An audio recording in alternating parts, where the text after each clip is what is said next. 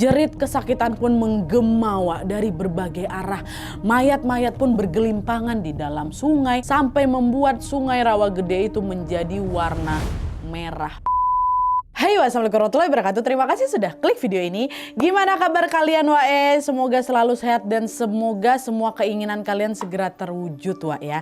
Ngomong-ngomong soal keinginan ya, kalian pernah nggak sih menginginkan sesuatu yang susah kali buat digapai, tapi giliran udah kesampaian kita ini baru sadar kalau ternyata usaha untuk mempertahankannya ini juga nggak kalah susah Wak. Aku sering kali ngalamin itu. Dan kisah yang akan aku ceritakan malam ini juga demikian. Pada zaman dahulu Wak, para pahlawan kita ini berjuang mati-matian ya kan untuk bisa mencapai kemerdekaan. Dan setelah merdeka ternyata perjuangan mereka ini tidak selesai sampai di situ aja. Seperti yang kita tahu semuanya, Belanda ini kan pernah datang lagi kan ke Indonesia dan juga melakukan agresi militer untuk bisa kembali menjajah kita lagi kan. Tentu ini bukan hal yang mudah Wak, karena para pahlawan ini harus kembali lagi berjuang untuk mempertahankan kemerdekaan kita. Dan mereka yang ikut serta dalam perjuangan pada masa itu adalah ratusan warga Rawagede yang kehilangan nyawa mereka pada saat melawan Belanda di tahun 1947. Loh, emang di Rawagede itu ada kejadian apa Nadia? Nah, itulah dia seperti yang aku tulis di judul Wak. Malam ini aku akan bercerita tentang tragedi pembantaian Rawagede. Nah, penasaran dengan gimana kisah selengkapnya? Jadi tanpa berlama-lama kita langsung masuk aja ke ceritanya ya. Check it out.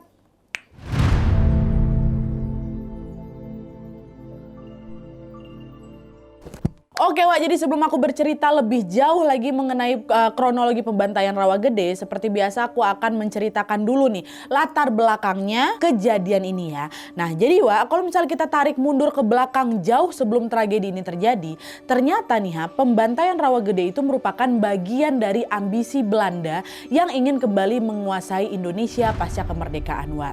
Seperti yang kita tahu semuanya, Perang Dunia Kedua pada tahun 1945 kan berakhir dengan kekalahan Jepang dalam melawan sekutu ya kan Wak. Nah, sebagai pihak yang kalah perang, Jepang ini diharuskan untuk menyerahkan wilayah jajahannya kepada sekutu, termasuklah Indonesia yang udah mereka jajah waktu itu sejak tahun 1942 ya kan. Tapi proses penyerahan ini nggak langsung terjadi pada saat itu juga Wak. Ada jeda waktu di mana Indonesia ini mengalami kekosongan kekuasaan. Jadi di satu sisi Jepang ini udah nggak punya hak atas Indonesia, tapi di sisi lain sekutu juga belum datang nih ke Indonesia. Nah, memanfaatkan adanya kekosongan kekuasaan itu Wak, Indonesia pun segeralah itu langsung memproklamasikan kemerdekaannya pada tanggal 17 Agustus tahun 1945. Udah nih, terus sebulan pasca kemerdekaan, tepatnya pada tanggal 29 September tahun 1945, pasukan sekutu yang diberi nama AFNI akhirnya tibalah itu Wak di Indonesia. Nah, tujuan kedatangan mereka di sana salah satunya adalah untuk melucuti senjata Jepang yang masih kesisa di Indonesia nih. Nah, pada saat itu sekutu ini datang dengan menyerukan perdamaian Wak. Orang-orang yang ada di Indonesia pun menyambutnya dengan baik lah kan, karena berharap sekutu ini bisa membantu menghapuskan sisa-sisa penjajahan Jepang ya kan. Tapi sekutu itu ternyata nggak datang sendirian pula Wak. Mereka diboncengi pasukan Belanda, namanya siapa? Nika. Nah, melihat hal itu orang-orang yang ada di Indonesia jadi curiga. Apa jangan-jangan sekutu ini mau ngebantu Belanda buat berkuasa di Indonesia lagi nih? Dan ternyata betul Wak. Belanda ini merasa masih punya hak gitu loh untuk kembali menjajah Indonesia. Kenapa? Karena Belanda ini merupakan bagian dari sekutu, which is pihak yang kemarin baru aja menang dalam Perang Dunia Kedua nih. Belanda pihaknya sekutu itu. Dan seperti yang aku bilang tadi Wak, pihak yang menang ini kan berhak mendapatkan daerah bekas jajahannya Jepang kan, termasuk salah satunya yaitulah Indonesia. Nah, sebagai negara yang baru saja merdeka Wak, Indonesia jelas nggak mau dijajah lagi lah. Dan sebagai upaya untuk mempertahankan kemerdekaan ini Wak, rakyat Indonesia pun melakukan banyak sekali perlawanan, mulai dari pertempuran Ambarawa, pertempuran Medan Area, pertempuran Merah Putih yang ada di Manado, sampai pecahnya peristiwa 10 November di Surabaya. Melakukan perlawanan lagi di Indonesia kan, nggak mau dijajah lagi. Semakin hari konflik bersenjata di berbagai daerah pun semakin memanas Wak. Akhirnya nih demi bisa meredakan konflik bersenjata ini, Belanda dan Indonesia pun sepakat untuk melakukan diplomasi atau perundingan demi bisa mencapai kata sepakat lah gitu kan. Nah, upaya diplomasi ini dilakukan pada tanggal 11 November 46 itulah di Desa Linggarjati, Kabupaten Kuningan, Jawa Barat. Dan sesuai dengan lokasinya juga Wak, perundingan ini pun kemudian dikenal dengan nama Perjanjian Linggarjati ya. Masih familiar kalian dengan perjanjian ini, ya kan? Nah, singkatnya Wak, setelah melalui proses diskusi yang panjang dan juga alot selama berhari-hari dan juga berjam-jam tentunya, perundingan pun akhirnya selesai pada tanggal 13 November tahun 1946 dengan hasil sebagai berikut. Pertama, Belanda secara de facto mengakui kemerdekaan Indonesia dengan wilayah kekuasaan meliputi Sumatera, Jawa, dan juga Madura. Yang kedua, Republik Indonesia dan Belanda akan bekerja sama dalam membentuk Republik Indonesia Serikat. Terus perjanjian yang ketiga atau isi yang ketiga adalah Republik Indonesia Serikat dan Belanda akan membentuk Uni Indonesia Belanda dengan Ratu Belanda sebagai ketuanya. Nah, hasil perjanjian ini Wak ditandatangani itu sama kedua belah pihak, baik pihak Indonesia dan juga pihak Belanda pada tanggal 15 November tahun 1946. Lalu disahkan secara resmi di Istana Merdeka Jakarta pada tanggal 25 Maret tahun 1947, ya kan? Harusnya udah sepakat nih, ya kan? Tapi meskipun sudah mencapai kesepakatan bersama Wak, ternyata perjanjian Linggarjati ini tetap juga menuai pro kontra. Dari pihak Indonesia banyak yang merasa dirugikan karena perjanjian ini dianggap tidak sesuai dengan cita-cita kemerdekaan bangsa. Indonesia kan pengen merdeka sebagai negara yang berdaulat secara penuh kan? Lah kok sekarang malah mau membuat federasi di bawah Belanda nih? Kalau gitu berarti Belanda masih punya pengaruh di Indonesia dong. Nah, selain pro kontra tadi Wak, ternyata juga pihak Belanda dan Indonesia ini punya penafsiran yang berbeda mengenai hasil dari perjanjian Linggarjati itu. Contohnya gini, dari POV-nya Indonesia nih perjanjian Linggarjati itu dianggap sebagai bentuk pengakuan kemerdekaan Indonesia oleh Belanda. Oh ya udah, akhirnya Belanda mau mengakui nih secara de facto kalau Indonesia sudah merdeka atau sudah menjadi negara yang berdaulat, ya kan? Itu dari POV-nya orang Indonesia. Tapi dari POV-nya Belanda, walaupun sudah merdeka, Belanda ini menganggap bahwa Indonesia masih berada di dalam kekuasaan kami. Karena apa? Karena Indonesia terikat dalam federasi yang diketuai oleh Ratu Belanda. Nah, adanya pro kontra dan juga perbedaan penafsiran inilah Wak yang akhirnya membuat hubungan antara Belanda sama Indonesia tetap memanas juga. Nah, ketegangan di antara kedua ini juga belum mereda sehingga konflik bersenjata pun masih terus terjadi Wak. Akhirnya karena upaya diplomasi yang tadi tuh dianggap gagal, pada tanggal 20 Juli tahun 1947, Gubernur Jenderal Belanda yang bernama Hubertus van Mook pun mengumumkan bahwa Belanda sudah tidak lagi terikat dengan perjanjian Linggarjati. Kata dia kayak gitu. Lalu tepat keesokan harinya pada tanggal 21 Juli 1947, Belanda pun melakukan serangan militer besar-besaran yang disebut sebagai Operasi Produk atau Agresi Militer Belanda I. Itulah. Nah, pada mulanya Wak, agresi militer Belanda I ini berfokus di wilayah Jawa dan Sumatera aja. Terus seiring berjalannya waktu, titik pertempuran ini pun makin luas lagi hingga sampailah mereka di wilayah Rawagede, Jawa Barat. Ini baru kita masuk ke Rawagede ya.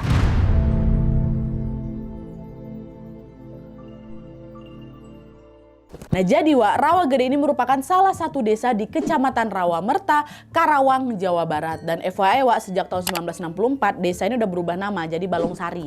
Tapi di video ini aku akan tetap nyebutnya dengan Rawagede ya.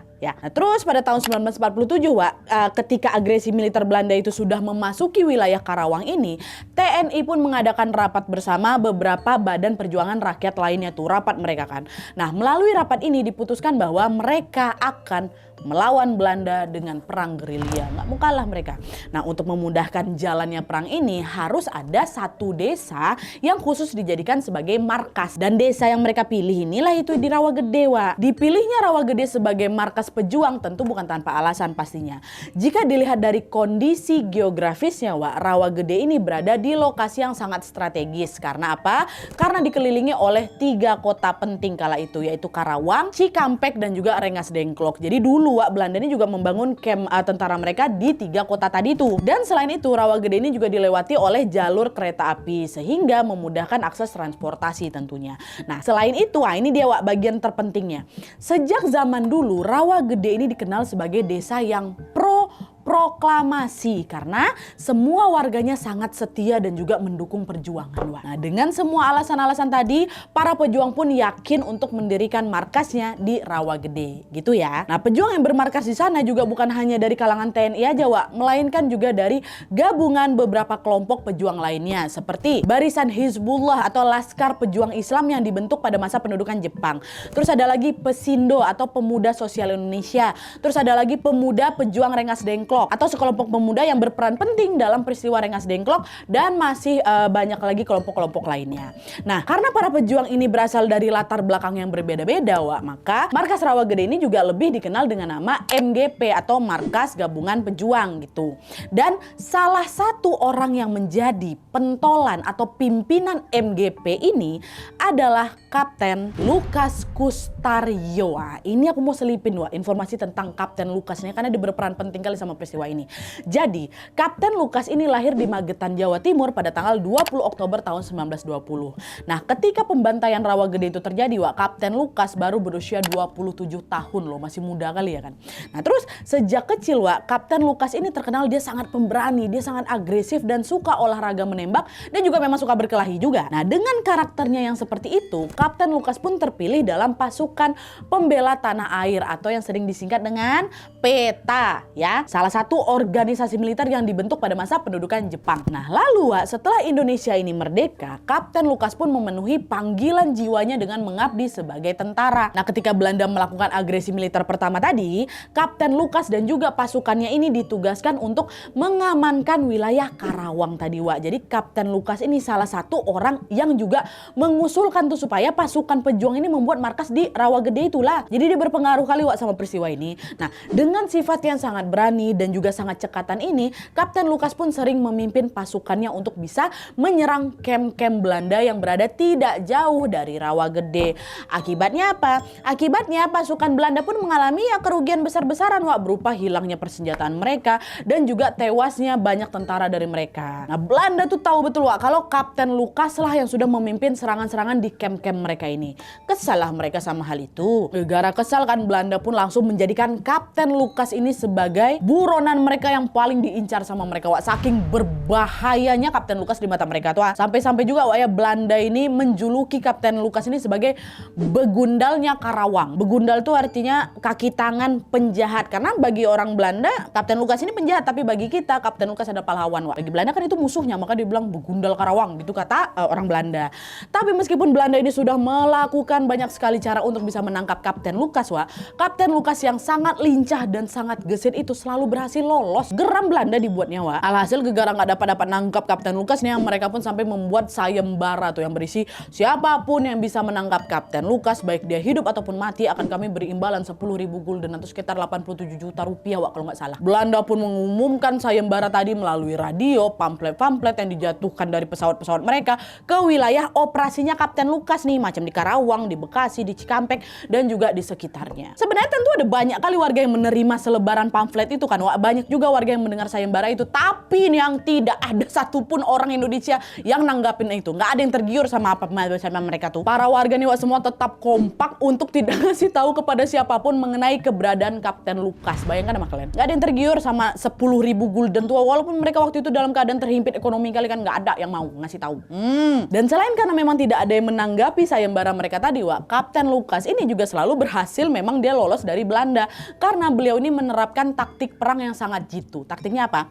Sekali serang, 2 kali tembak, 3 kali dah hilang aja. Jadi setiap sekali udah selesai nembak, tanpa pikir panjang beliau ini akan langsung kabur pada saat itu juga, dan memang langsung hilang, langsung nggak dapat, langsung nggak ketemu sama Belanda. Itu taktiknya. Oke, kita kembali lagi nih ke ceritanya Rawagede ya. Tadi adalah latar belakang dari Kapten Lukas. Jadi Kapten Lukas dan juga pasukannya pun akhirnya berkali-kali lah itu kan menyerang kamp Belanda nih. Belanda pun mulai itu mendengar desas-desus yang mengatakan bahwa sepertinya para pejuang Indonesia ini bermarkas di Rawagede. Nah, untuk membuktikan hal itu Belanda pun mulai menyusun rencana penyerangan di sana. Tapi untungnya rencana itu diketahui sama Lurah Desa Tunggak Jati, namanya nama bapak ini Pak Saukim. Nah, beliau ini adalah mata-mata pejuang yang berpura-pura memihak ke Belanda. Akhirnya tanpa pikir panjang nih Pak Saukim ini pun langsung ngelaporin hal itu ke para pejuang yang ada di Rawagede. Nah, setelah mendengar laporan dari Pak Saukim, para pejuang pun segera langsung siap ini, langsung melakukan berbagai persiapan untuk menghadapi serangan itu kan, mulai dari dibongkarnya jalan, dibongkarnya juga jembatan yang menjadi akses masuk Rawagede, dan juga melakukan patroli secara bergantian setiap siang dan malam. Nah, dengan adanya upaya pencegahan ini, serangan dari Belanda pun berhasil digagalkan. Gak jadi itu mereka mereka masuk Rawa Gede kan. Bahkan nih ya juga katanya ada salah satu mata-mata Belanda yang berhasil mereka tangkap malah Wak. Jadi gagal lah upaya Belanda buat menembus ke Rawa Gede kan. Tapi meskipun Belanda gagal menyerang Rawa Gede Wak, hal ini tetap membuat para pejuang khawatir sebenarnya. Mereka bilang, Belanda ini beberapa kali kan mencoba menyerang Rawa Gede nih. Ngapa mereka tiba-tiba ke sini? Kayaknya mereka ini udah tahu lah kalau kita bermarkas di sini. Ini berarti Rawa Gede udah nggak aman lagi nih kata pejuang kita. Nah, terus apa yang harus kita lakukan? Apa kita pindah aja ke tempat lain ya? Iya, memang kita harus segera pindah, tapi kita pindah kemana nih? Kata salah satu dari antara mereka kan. Nah, setelah mempertimbangkan satu dan lain hal Wak, akhirnya disepakatilah bahwa mereka ini akan memindahkan markas itu ke desa lain yang jaraknya juga nggak terlalu jauh sih sebenarnya dari Rawa Gede.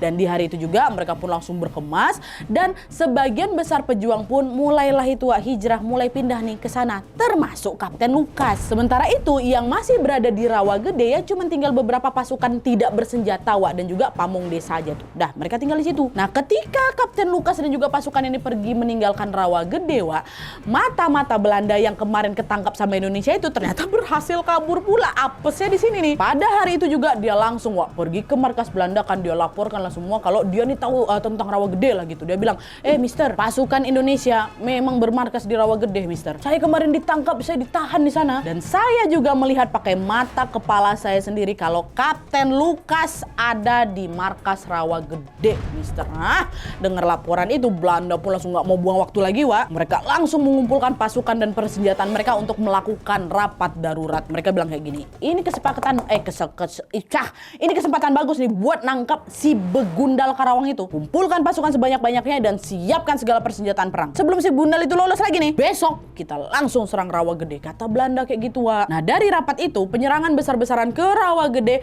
dijadwalkan pada hari Selasa tanggal 9 Desember tahun 1947. Dan juga FYI Wak, yang si mata-mata ini nggak ngasih tahu kalau Kapten Lukas sebenarnya udah kabur, udah pindah ke tempat lain itu nggak. Dia nggak tahu. Jadi dia bilang Kapten Lukas masih ada di Rawa Gede. Dan ya, nah akhirnya informasi tentang rencana penyerangan ini pun kembali didengar lagi Wak sama Lurah Saukim yang memang ada di sana tadi Bapak mata-mata Indonesia yang ada di Belanda tuh. Nggak diam aja Pak Saukim ini. Beliau pun segera langsung melaporkan juga hal itu ke pejuang lainnya yang masih berada di Rawa Gede nih Wak. Nah, setelah mendengar laporan dari Pak Saukim, beberapa pejuang pun memilih untuk pulang dan berlindung di rumah masing-masing, nggak kumpul di markas nih Wak. Tapi karena pada malam itu lagi turun hujan lebat pula, ada nih Wak beberapa pejuang yang lebih memilih untuk berlindung di markas Rawa Gede aja. Dia nggak mau balik ke rumah karena mereka mikir kayak ini, hujan malam ini betul-betul deras sekali nih, kayak Belanda nggak bakal nekat lah nerobos hujan ini, nggak bakal nekat lah mereka nyerang kita dalam cuaca parah ini gitu lah. Udahlah kita bertahan aja di markas ini. Besok pagi setelah hujannya reda baru kita balik, kata mereka. Baru kita menyusul pejuang-pejuang lain pulang ke rumah atau berangkat ke markas baru. Kata orang-orang tuh kayak gitu Wak.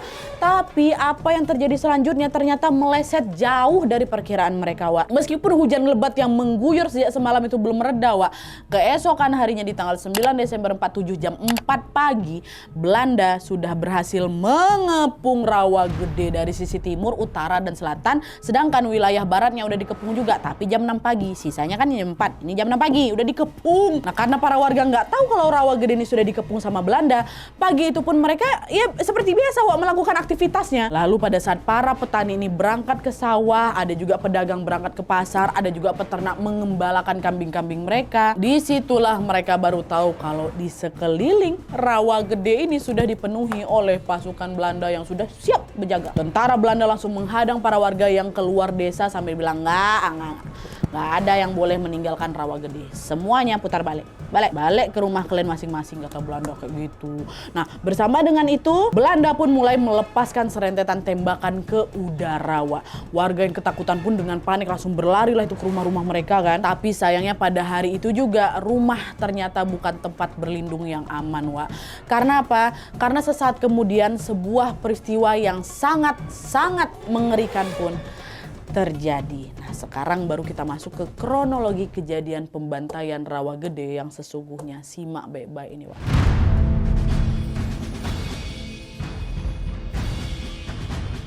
Nah, jadi Wak, setelah memastikan nggak ada yang keluar dari desa Rawa Gede nih sebagian tentara Belanda pun langsung berkeliling mendatangi satu persatu rumah warga Wak. Rumah-rumah mereka tuh digeledah secara paksa. Untuk apa? Untuk mencari keberadaan Kapten Lukas nih, kan itu tujuan mereka ya kan. Tapi setelah semua satu persatu rumah diperiksa, ternyata hasilnya nihil. Kapten Lukas nggak ditemukan di sana. Orang Kapten Lukas udah cabut kok. Akhirnya Belanda pun kembali mendatangi para warga ini dan menanyai mereka satu persatu. Pertama digeledah, nggak ketemu. Habis itu ditanya satu persatu. Kau tahu di mana Kapten Lukas? Hah? Cepat kasih tahu kami. Tapi meskipun kondisinya sudah terdesak nih Wak ya, semua warga tetap kompak Wak. Mereka nggak mau membocorkan informasi tentang Kapten Lukas. Padahal mereka tahu Kapten Lukas sudah pergi ke desa itu gitu. Mereka tahu tapi mereka tutup mulut. Di mana Kapten Lukas? Kami nggak tahu, kata orang-orang itu. Semua kompak, nggak ada yang mau bocorin. Nah hal inilah yang bikin Belanda betul-betul frustasi Wak. Nggak ada orang yang mau buka suara ya. Dan seolah hilang akal sehatnya, Belanda pun nekat melakukan aksi yang sangat keji. Dengan penuh emosi mereka pun menggiring Wak semua warga laki-laki untuk keluar rumah dengan kondisi tangan terangkat ke atas. Sementara para perempuan, anak kecil dan juga lansia diperintahkan untuk tetap berada dalam rumah. Laki-laki keluar, kata mereka gitu kan. Para laki-laki itu pun kemudian dikumpulkan Wak bersama dengan warga-warga lain, dengan laki-laki yang lain ya kan. Lalu sambil ditodongkan dengan senjata api, untuk kesekian kalinya Belanda ini nanya ke mereka, di mana Kapten Lukas berada? Cepat kau kasih tahu, kalau nggak kepala kau tembak, kata Belanda kayak gitu kan.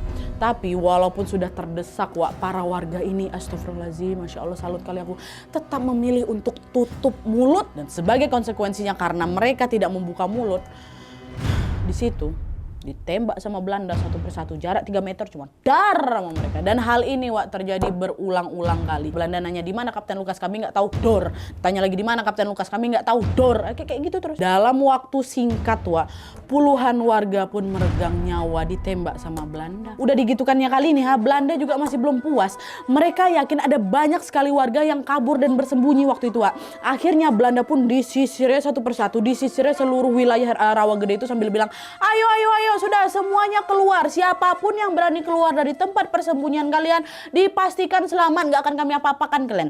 Tapi siapa yang nekat bersembunyi kami pastikan dia mati. Oh ya udah keluar aja. Kata siapa kayak gitu. Nah pada saat itu memang ada beberapa atau puluhan warga tuh lah yang memang bersembunyi di Sungai Rawagede itu. Ada yang bersembunyi di sekitar kubangan air yang keruh kali, ada yang bersembunyi di bawah jembatan, ada juga yang bersembunyi di balik rimbunan enceng gondok. Memang ada beberapa yang bersembunyi ya kan. Tapi pada saat mereka mendengar bahwa Belanda ini akan memberikan jaminan keamanan waktu dia teriak-teriak tadi, banyak dari mereka yang akhirnya keluar Wak dari tempat persembunyian tuh. Udah bisa kalian tebak sayangnya apa? Itu cuman strategi Belanda aja biar mereka ini keluar. Pada saat mereka muncul ke permukaan, pasti Belanda langsung memberondong mereka dengan peluru. Langsung dihajar sama Belanda. Astagfirullahaladzim. Jerit kesakitan pun menggema Wak dari berbagai arah.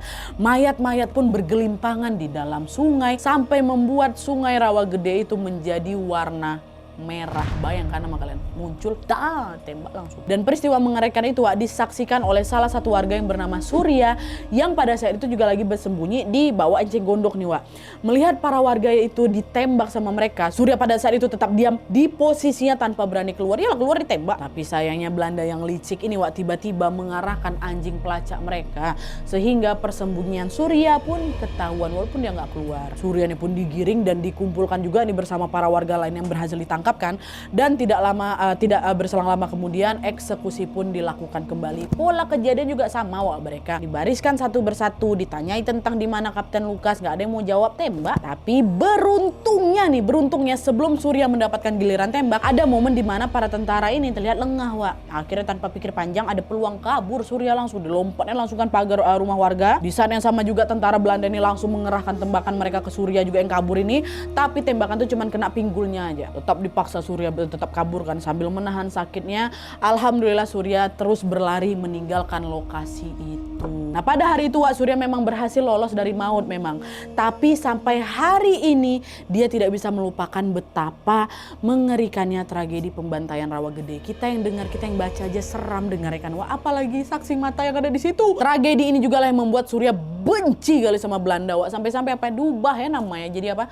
Surya Suhanda. Artinya apa? Surya musuh Belanda. Suhanda musuh Belanda. Tuh kalian. Nah pembantaian yang dilakukan Belanda ini Wak berlangsung non-stop dari pagi subuh tuh sampai malam. Selama pembantaian itu terjadi, para perempuan, anak-anak dan lansia nggak ada yang berani keluar rumah pastinya kan. Barulah itu keesokan harinya ketika suara tembakan sudah tidak terdengar lagi Wak, mereka semua ini para wanita, anak-anak dan lansia ini baru berani keluar rumah untuk memastikan keadaan di luar. Lalu pada saat pintu rumah itu terbuka, mereka langsung kaget ketika melihat ada banyak sekali mayat yang tergeletak rusak. Di halaman rumah mereka, di jalanan, di kebun-kebun, di sungai-sungai, sampai ke jembatan, wah semua full mayat. Bayangkan sama kalian kayak gimana tuh, astagfirullah ya Allah. Bahkan di beberapa titik pun wah mereka menjumpai ada mayat yang bertumpuk-tumpuk. Tinggi, ditumpuk-tumpuk sampai 40 orang ada ditumpuk tuh. Dan jika di total nih ya, seluruh korban yang meninggal dalam tragedi satu malam itu ada berapa? 431 orang. 431 orang, dan kebanyakan tentunya laki-laki, rentang usianya 16 sampai 60 tahun.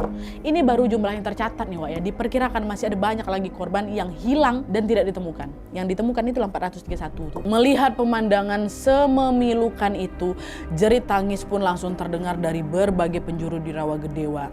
Dengan perasaan hancur, para warga yang kebanyakan perempuan ini pun langsung memeriksa jasad korban satu persatu untuk mencari suami mereka, anak mereka, kakak mereka, adik mereka satu persatu.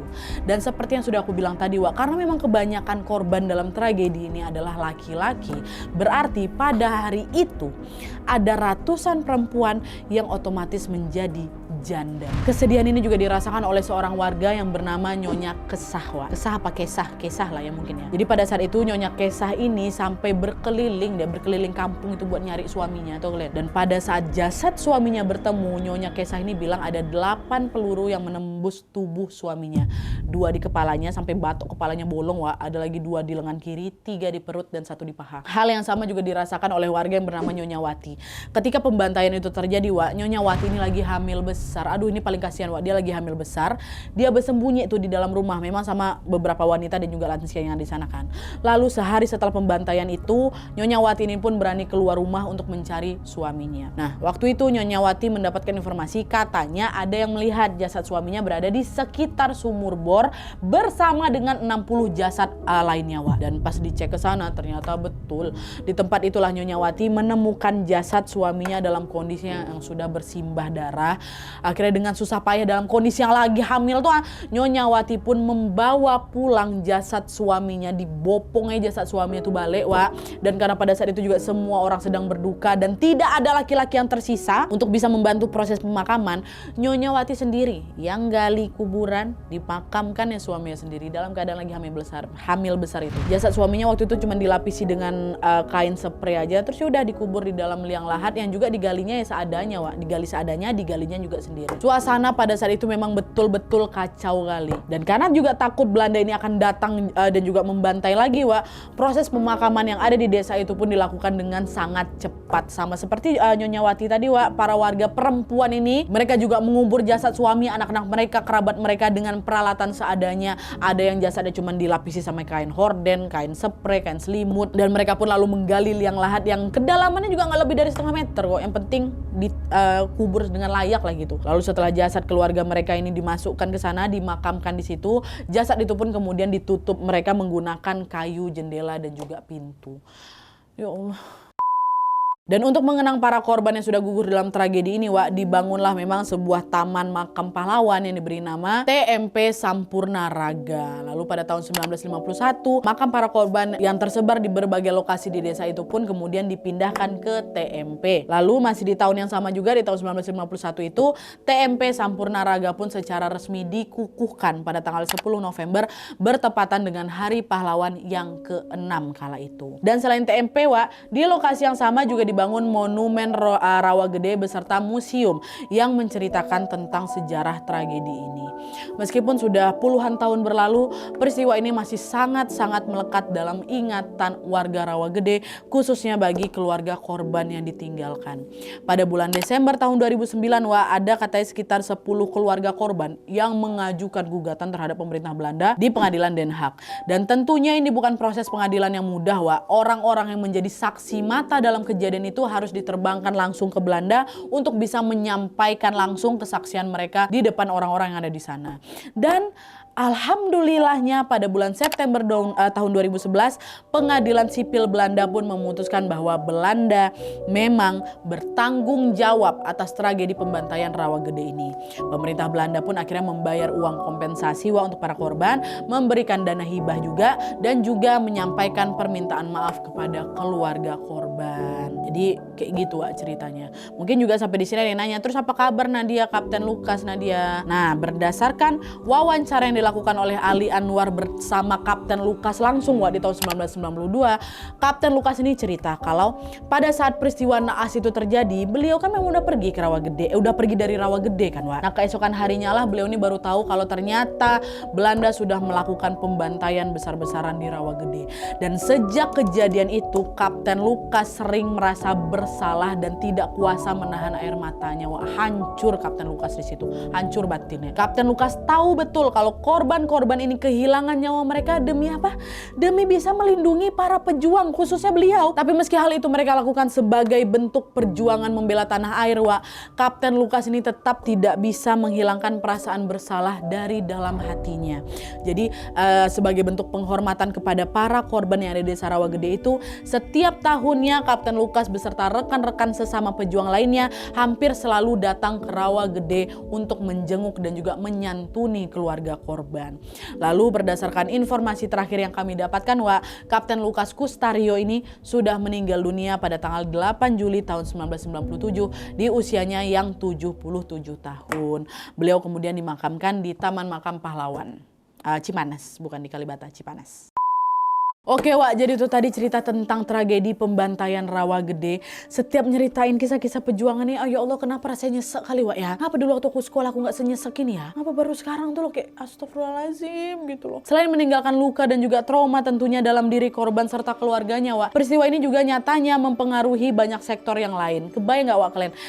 Korban dalam tragedi ini kan kebanyakan laki-laki kan, which is apa? Kepala keluarga yang bertugas mencari nafkah. Dan ketika mereka semua meninggal dengan cepat kayak gitu, otomatis apa? Kondisi finansial keluarga mereka juga pastinya terganggu. Dan gak cuma itu aja, mayoritas penduduk Rawagede yang bekerja sebagai petani, terus tiba-tiba ada ratusan warganya yang meninggal yang petani ini, otomatis produksi panen di sana juga langsung anjlok ya kan. Dari berbagai sumber yang aku baca Wak, disebutkan kalau tragedi ini juga berimbas pada hancurnya berbagai fasilitas umum, berbagai operasional sekolah, fasilitas kesehatan dan lain-lain. Banyak lah pokoknya yang ikut terdampak dengan adanya tragedi ini Wak. Kita doakan sama-sama semoga pada saat ini Rawagede sudah pulih kembali dan semoga seluruh korban yang gugur mendapatkan tempat terbaik di sisi Allah Subhanahu wa taala, dan juga semoga keluarga yang ditinggalkan juga selalu dilimpahi kekuatan dan juga kesabaran sebesar-besarnya.